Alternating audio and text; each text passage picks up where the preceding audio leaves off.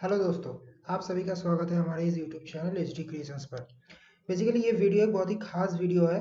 इस वीडियो में हम लोग एक्सेल का एक ब्रांड न्यू फंक्शन देखेंगे जो है लेट फंक्शन, जो एक्सेल ने मार्च 17 2020 को रिलीज किया है। बेसिकली ये जो फंक्शन है, ये फंक्शन सारे वर्जन्स के लिए अवेलेबल नहीं है। फिलहाल तो ये function office 365 and office 365 inside users के लिए अवेलेबल है। बट रिलीज ऐसा हुआ है कि माइक्रोसॉफ्ट इस फंक्शन को एक्सेल में फुल्ली रिलीज कर देंगे नेक्स्ट ईयर तक। तो ये एक बहुत ही खास वीडियो है जिसके अंदर हम लोग ये फंक्शन सीखेंगे। तो चलिए देखते हैं कि ये फंक्शन किस तरीके से काम करता है, कैसे ये फंक्शन हमारे डेली लाइफ का जो एक्सेल यूज है उसमें कैसे ये फंक्शन हमें हेल्प कर सकता है। ठीक है, तो चलिए वीडियो को स्टार्ट करते हैं।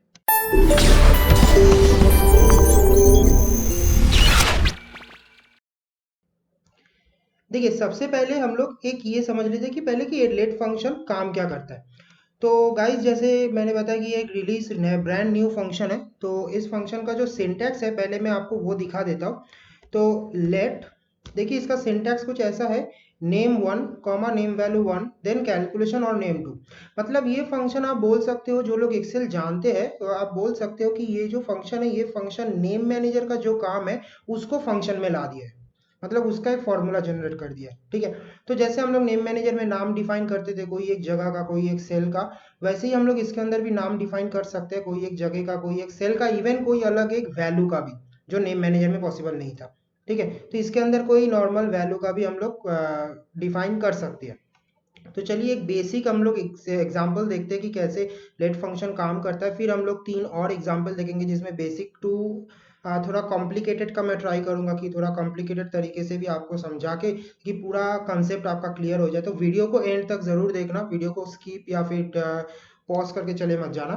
तो चलिए देखते हैं कि किस तरीके से काम करता है। तो सबसे पहले इसके अंदर हमें एक नाम डिफाइन करना है। अब लेट फंक्शन का सबसे जो फर्स्ट खास फीचर है वो है कि नाम डिफाइन करने के लिए हम लोग ऑब्वियसली कोई एक टेक्स्ट का यूज करेंगे।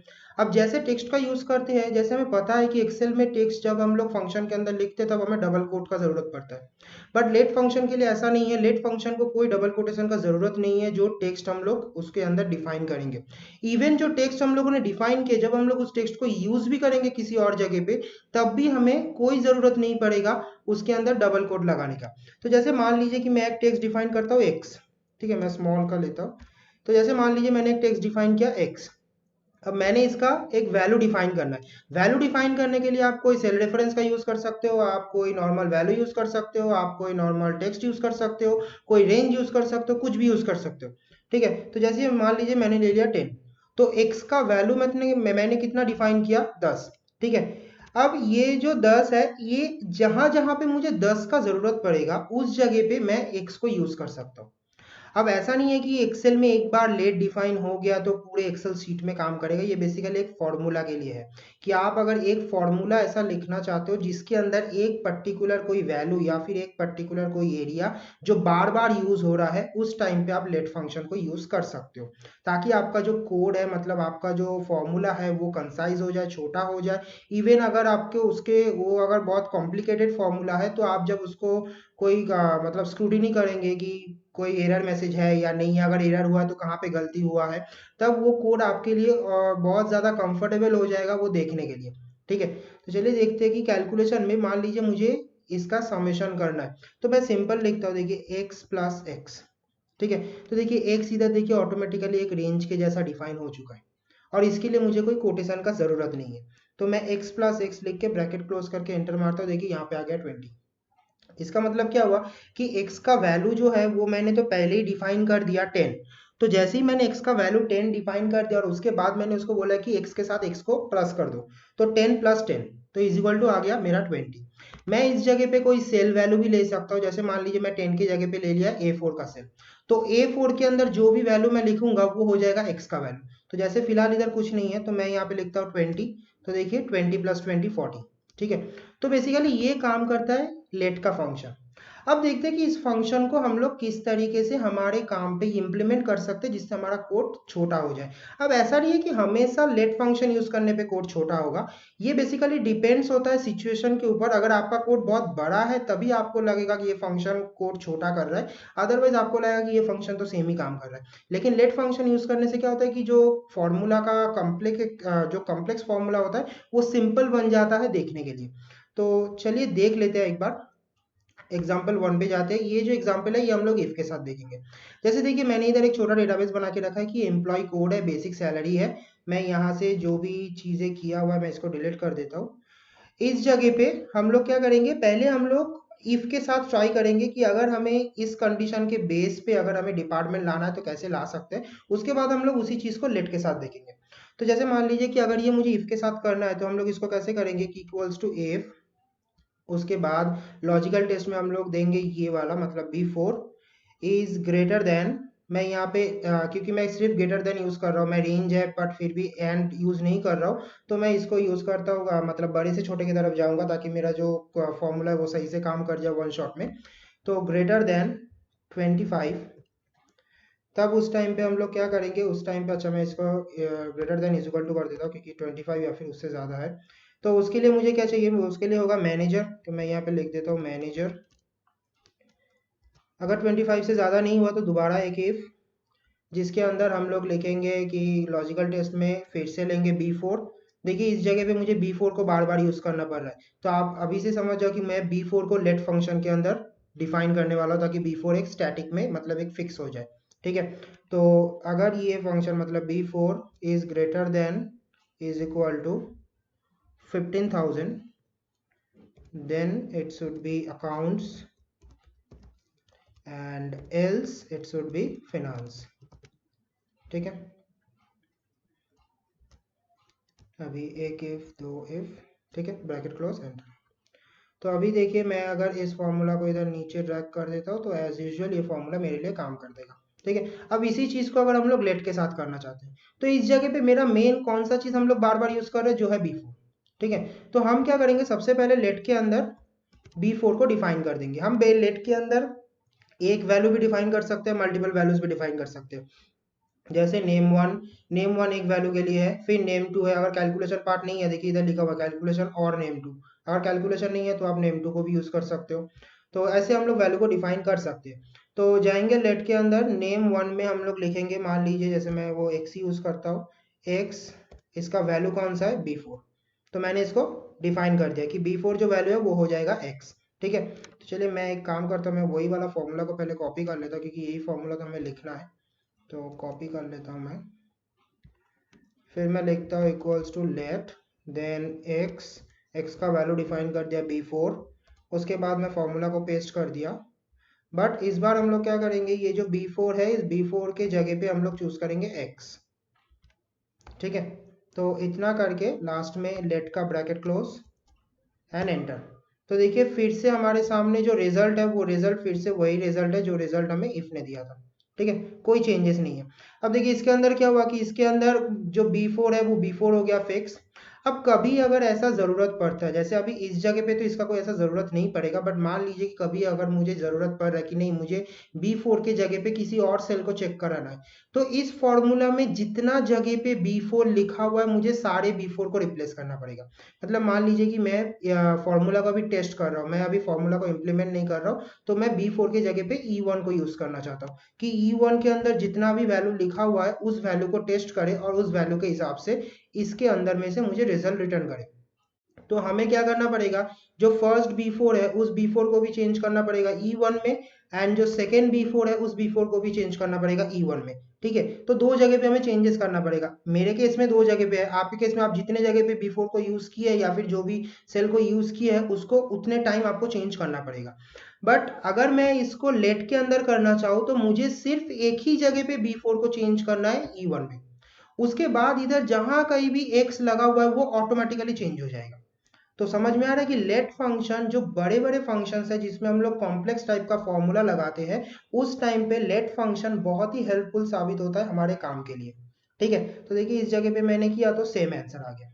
ठीक है, अब मान लीजिए कि मैं इसको नीचे ड्रैग करने वाला हूँ। अब इस केस में तो ड्रैग करना मतलब कोई मायने ही नहीं रखता, मतलब कोई मीनिंग ही नहीं कर उतरता है कि इसको ड्रैग करना। बट मान लीजिए कि मुझे इसको ड्रैग करना है और मुझे इस सेल को चेंज नहीं करना, तो मुझे E1 को भी यहाँ पे फिक्स करना है, E1 को यहाँ पे भी फिक्स करना है। तो देखिए मैं यहाँ पे E1 को फिक्स करता हूँ, E1, और फिर यहाँ पे मैं फिक्स करता हूँ E1।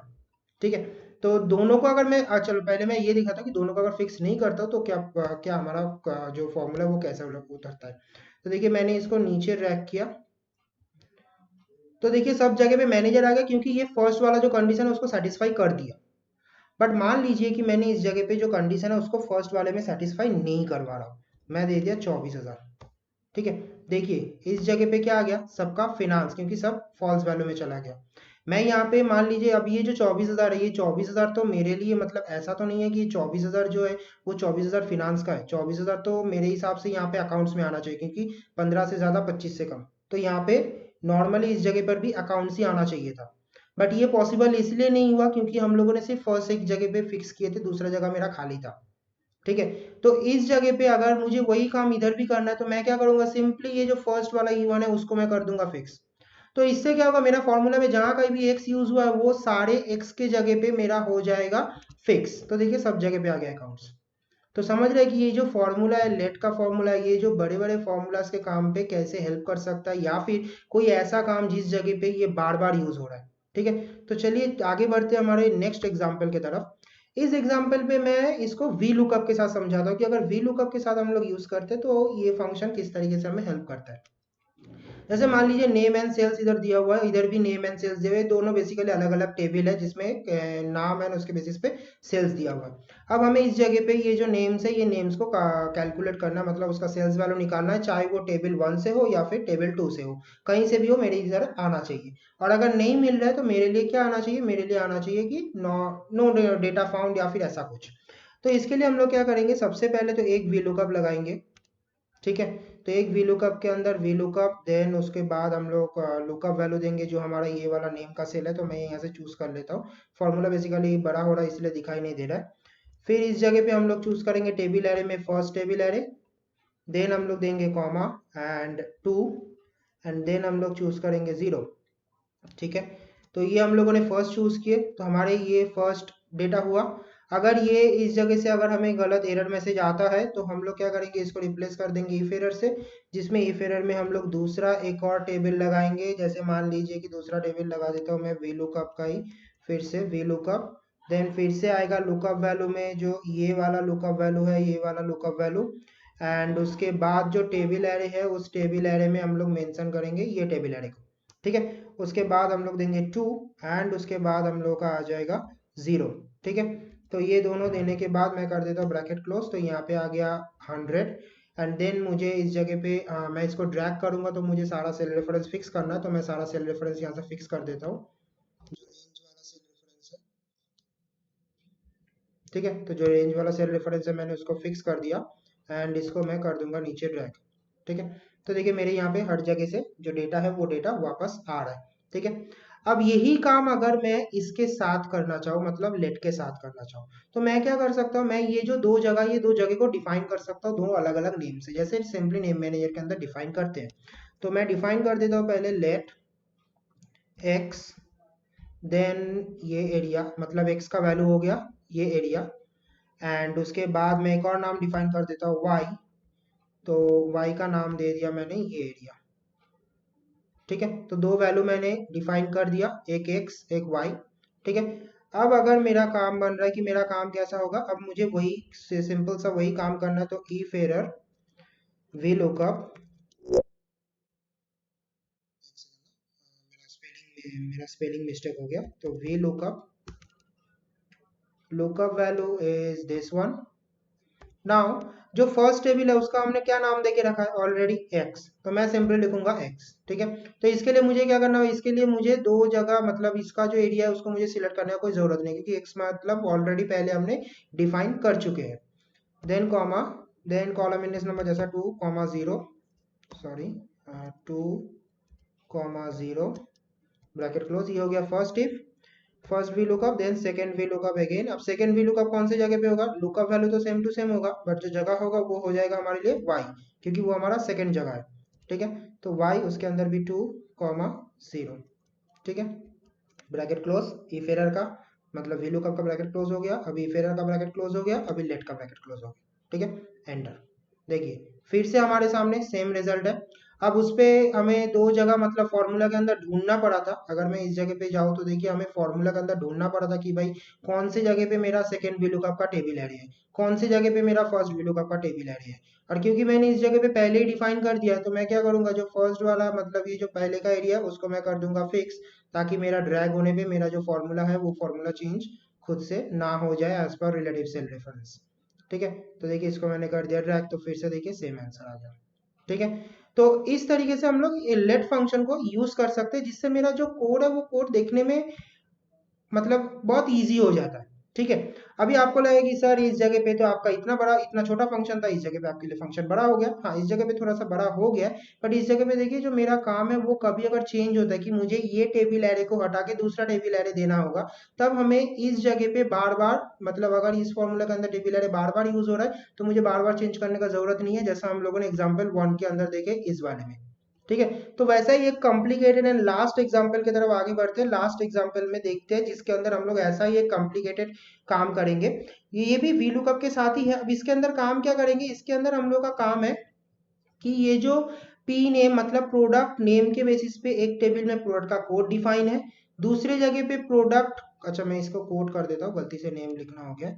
तो दूसरे टेबल में मेरा कोड के बेसिस में उसका रेट डिफाइन है, और इस जगह पे मैं चाहता हूँ कि मेरा जो टोटल प्राइस है वो मैं इस जगह पे जो क्वांटिटी दिया हुआ है उसके बेसिस पे टोटल प्राइस आ जाए, मतलब क्वांटिटी मल्टीप्लाई रेट, उसके साथ 18% जीएसटी ऐड हो गए, ठीक है। तो उसके लिए क्या करना है, मुझे यहाँ पे प्रोडक्ट नेम दिया गया है, तो मुझे सबसे पहले प्रोडक्ट नेम के बेसिस पे प्रोडक्ट कोड निकालना है। उसके बाद उस कोड को फाइंड आउट करना है रेट के साथ, मतलब उस कोड के बेसिस पे हमें रेट निकालना है। देन उसके बाद मैं ये काम कर सकता हूँ। तो चलिए मैं चालू करता हूँ। अब ये जो वीलुकअप का ये जो मैं कॉम्प्लेक्स फॉर्मूलाज वगैरह तैयार कर रहा हूँ, हम लोग का जो मैं जो वीलुकअप का सीरीज बना रहा हूँ बेसिक टू एडवांस का, उसमें ये सब मैं कवर करूंगा। तो बेसिकली ये जो वीडियो है ये एक स्पेशल वीडियो है, क्योंकि ये अपडेट लॉन्च हुआ तो मैं सोचा कि चलो इसके ऊपर वीडियो बना देता हूँ। तो ये जो फॉर्मूलाज है, ये फॉर्मूलाज तो बाद में और डीपली डिक्लेयर होके मतलब और एक्सप्लेनेशन के साथ आएगा, बट ये एक अपडेट था इसीलिए मैंने इसके ऊपर वीडियो बना दिया। तो ये जो सारा फाइल्स है, ये सारा फाइल्स आपको डिस्क्रिप्शन में मिल जाएगा, तो डिस्क्रिप्शन से आप ये फाइल डाउनलोड करके प्रैक्टिस भी कर सकते हैं। एंड आप मुझे कमेंट सेक्शन पे भी बता सकते हैं कि ये फंक्शन आपके लिए यूजफुल है या नहीं है। अगर यूजफुल नहीं है तो क्यों नहीं है, और अगर आप यूज करना चाहते हो तो आपके अंदर और क्या क्या आइडियाज है जिसके ऊपर आप इसको यूज कर सकते हो, ठीक है। तो चलिए इसको स्टार्ट करते हैं कि वी लुकअप। सबसे पहले तो मुझे इसका लुकअप वैल्यू के हिसाब से इसको मुझे कोड लाना है।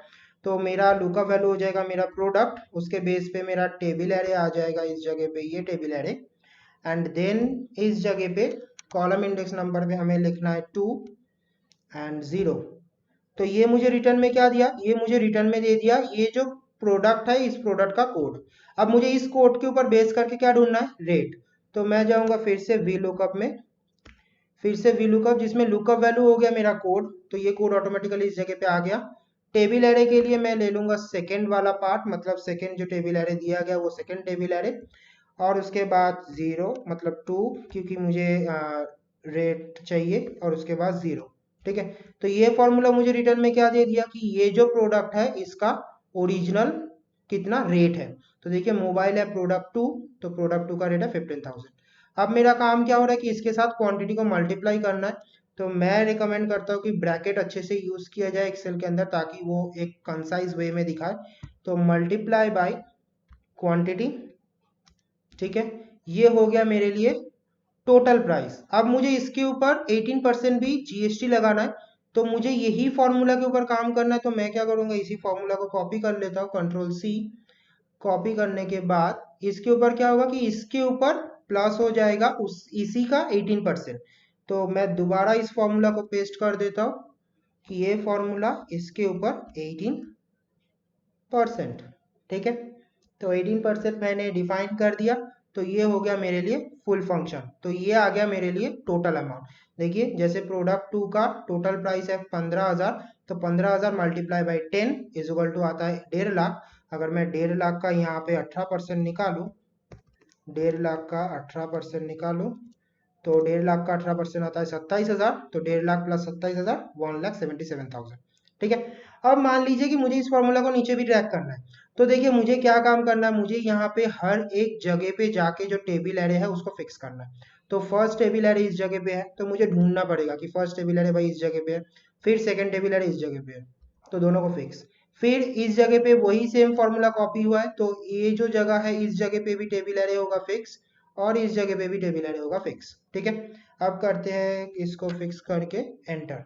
तो देखिए अभी मैं इसको अगर ड्रैग करूंगा तो ये जो फॉर्मूला है, ये फॉर्मूला मेरे लिए सही तरीके से काम करेगा। सेकेंड जो अमाउंट निकला है, सेकेंड अमाउंट भी रूल के हिसाब से ही निकला है। अगर देखा जाए तो 15,000, मतलब लैपटॉप का जो प्राइस है वो है प्रोडक्ट कोड 1 का प्राइस है 10,000। 10,000 मल्टीप्लाई बाई 15 तो 1.5 लाख ही होता है। 1.5 लाख के ऊपर 18% तो 27,000 ही होता है। तो सेम तरीके से फॉर्मूला के साथ ही है। अब देखिए ये जो पूरा फॉर्मूला, ये फॉर्मूला कैसे लेट फंक्शन हमें छोटा करके देता है। तो देखिए ये जो फंक्शन है इसमें मेरा ये जो वी लुकअप का पार्ट है, मतलब इतना पार्ट मेरे लिए दोबारा यूज हो रहा है। ठीक है। तो मैं क्या करूंगा, मैं इतने पार्ट को लेट के अंदर डिक्लेयर कर दूंगा। इतना पार्ट तो मैंने ही पहले ही कॉपी करके रखा है, तो मैं यहाँ पे लिखता हूँ लेट।